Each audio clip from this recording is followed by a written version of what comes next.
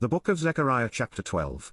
The burden of the word of the Lord for Israel, saith the Lord, which stretcheth forth the heavens, and layeth the foundation of the earth, and formeth the spirit of man within him. Behold, I will make Jerusalem a cup of trembling unto all the people round about, when they shall be in the siege both against Judah, and against Jerusalem. And in that day will I make Jerusalem a burdensome stone for all people, all that burden themselves with it shall be cut in pieces, though all the people of the earth be gathered together against it.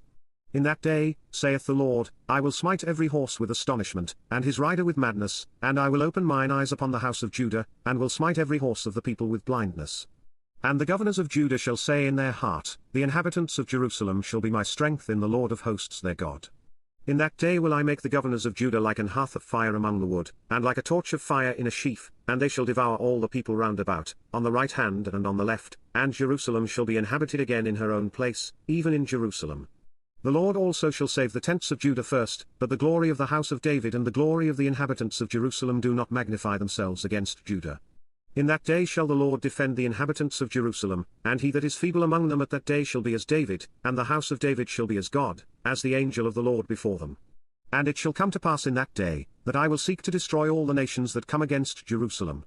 And I will pour upon the house of David, and upon the inhabitants of Jerusalem, the spirit of grace and of supplications, and they shall look upon me whom they have pierced, and they shall mourn for him, as one mourneth for his only son, and shall be in bitterness for him, as one that is in bitterness for his firstborn.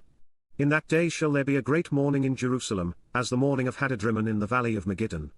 And the land shall mourn, every family apart, the family of the house of David apart, and their wives apart, the family of the house of Nathan apart, and their wives apart, the family of the house of Levi apart, and their wives apart, the family of Shimei apart, and their wives apart, all the families that remain, every family apart, and their wives apart.